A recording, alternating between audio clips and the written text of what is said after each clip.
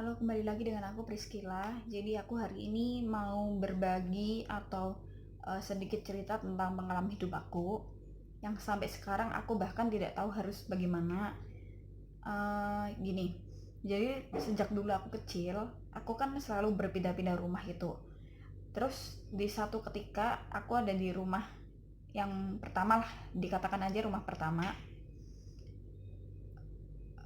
Aku seperti aku bisa melihat, bisa mendengar, bahkan bisa merasakan mereka yang mungkin tidak kasat mata. Terus waktu aku pindah ke rumah yang terakhir yang aku tempatin, jadi aku di rumah cuma sama adik aku berdua. Tiba-tiba gasnya tuh bocor, bau gitu loh. Kan aku paling anti ya, deket-deket gas gitu. Tapi mau nggak mau karena aku mikirnya panjang, karena aku mikirnya gini, daripada aku mati berdua dengan adik aku karena gas bocor, lebih baik aku matiin itu gas. Maksudnya aku cabut gitu loh. Setelah aku cabut, aku baru aja jongkok di deket waktu aku mau cabut gas itu kan. Itu tiba-tiba tuh ada suara cewek nangis kenceng banget di atas aku.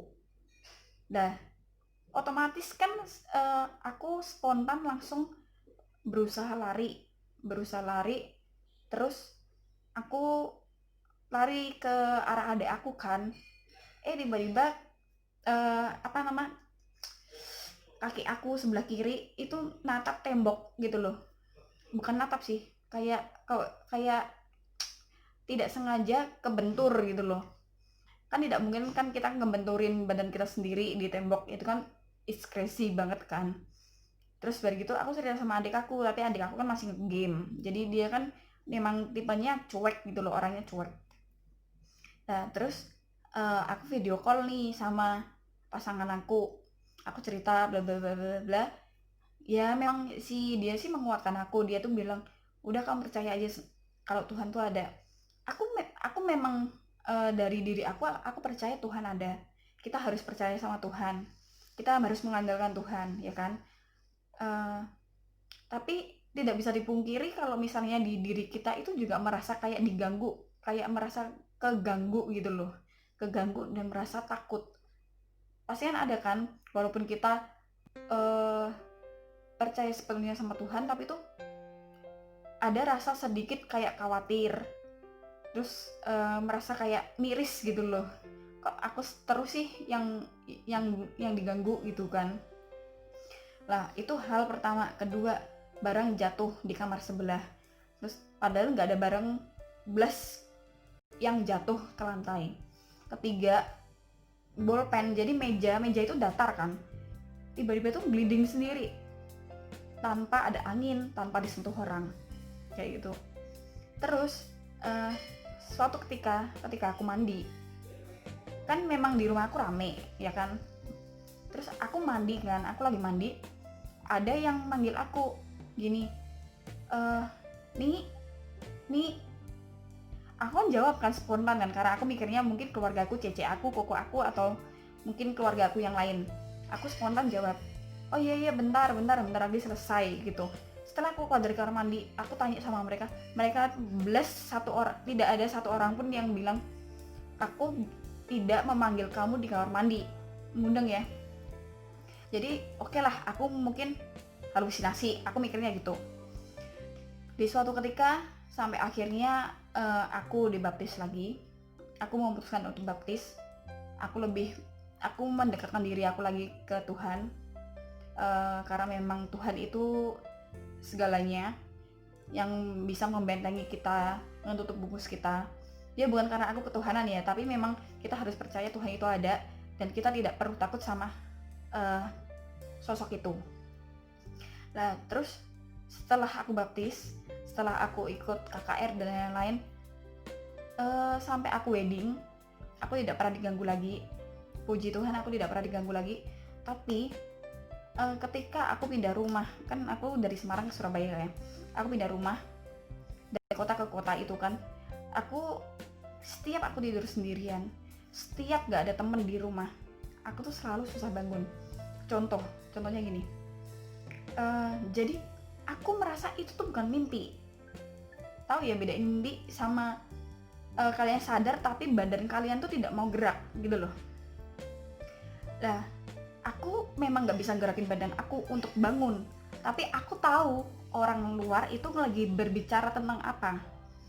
Jadi aku mutusin untuk keluar waktu aku bisa bangun kan. Aku kan bilang gini, Tuhan tolong aku gitu, Tuhan tolong aku. Terus aku bisa bangun, terus aku mutusin untuk keluar. Terus aku tanya, bener nggak tadi ngomong ini bla bla bla bla, dan mereka spontan bilang bener. Ya berarti kan memang bener, aku sadar kan waktu itu, aku sadar tapi badan aku yang tidak mau bangun gitu loh. Jadi kayak ibarat kata itu ketindih gitu loh. Tapi itu selalu terulang dan terulang terus di setiap aku tidur sendirian. Aku sampai sekarang heran dan tidak tahu harus bagaimana. Tapi itu selalu terjadi sama aku sampai sekarang. Dan gini, barusan aja ya adalah di kota. Kan aku tinggal di suatu tempat gitu kan. Di setiap ada orang, dia tidak pernah ganggu aku. Barusan suami aku pergi pamit kerja kan. Tiba-tiba lampu kamar mandi aku tuh ketap-ketip gitu loh. Kayak saklarnya dimainin gitu loh. Terus kaca tuh kayak ada yang kok jedok gitu loh. Nah, tapi kan aku balik lagi ya. Karena aku percaya sama Tuhan, aku bilang, Tuhan, aku tahu kamu pasti akan menutup bungkus aku. Jauhkan mereka dari tempat ini, tutup bungkus rumah ini, gitu. Selalu aku doakan seperti itu. Cuma tidak bisa dipungkiri lagi kalau perasaan aku, hati aku ada sisi takut. Takutnya gini, aku takut diganggu mungkin secara fisik, atau mungkin lama-lama mental aku yang tidak kuat gitu loh, atau down. Terus aku juga bingung kan, karena aku suka cerita sama cece aku, koko aku, tapi kan mereka kan tidak pernah dilihatin, atau mungkin mereka pernah diganggu seperti aku, tapi tidak spesifik aku gitu loh. Itu pun mereka kan berusaha menguatkan aku, paling mimpi, paling halusinasi, paling kedenger-dengeran kayak gitu. Cuma aku bingung, aku cerita sama siapa, mau percaya atau tidak percaya, memang ini real kenyataan yang terjadi sama aku gitu loh. Kayak tempat duduk aku di meja rias itu kan, itu tuh kalian bisa bedain kan, kalau misalnya tempat duduk itu didudukin kan pasti bunyi kan, kayak mak jelek gitu loh. Apa sih mak jelek, kayak pokoknya bunyi lah, kayak seseorang itu duduk di tempat duduk itu. Itu berapa kali kejadian, dan suamiku sendiri pun juga pernah berapa kali dengar suara itu. Tapi suami aku kan juga menguatkan aku lagi ya. Dia bilang, udah kalau kamu ngurusin atau kamu ngerespon dia, pasti dia mikirnya, oh dia bisa lihat aku, oh dia bisa dengar aku. Suamiku bilang, udah jangan diurusin. Tapi aku tuh juga pinginnya tidak mengurusi mereka. Aku tidak mau merespon mereka. Tapi itu merasa ganggu hidup aku. Ganggu secara pikir aku gitu loh. Terus kedua, waktu aku sudah bersih rumah kan, aku ke toilet nih. Jadi bukan bak mandi. Jadi ada apa namanya, bathtub. Nah, bathtubnya itu kan memang tidak pernah dipakai. Jadi aku kasih ember untuk cuci kaki, cuci apa gitu kan. Itu aku tanya sama suami aku, kok tadi habis kamar mandi? Aku bilang gitu. Enggak. Tapi ember itu, tahu kan kalau misal ember disenggol, airnya kan jadi goyang gitu kan. Lah, seperti itu. Jadi tuh airnya tuh goyang tanpa ada tetesan air sedikit pun yang menetes ke ember itu. Nggak ada angin juga. Kan aneh kan? Kenapa selalu aku diganggu gitu loh? Mungkin buat kalian, apakah ada yang pernah merasakan seperti aku? Pernah di posisi aku juga? Mungkin kita bisa sharing, sama-sama sharing, ya kan? Tapi aku juga tahu kita harus tetap menguatkan hati kita. Kita harus mendekatkan diri kita lebih dan lebih lagi ke Tuhan, ya kan? Kita percaya Tuhan itu ada. Tuhan itu selalu ada di samping kita. Tuhan tidak pernah meninggalkan kita, kita tahu itu. Tapi di sisi lain pernah gak merasakan seperti aku seperti itu? Sampai ketakutan yang luar biasa. Dan ini pun masih panjang banget ya, mungkin gak akan selesai gitu loh di episode 1 ini.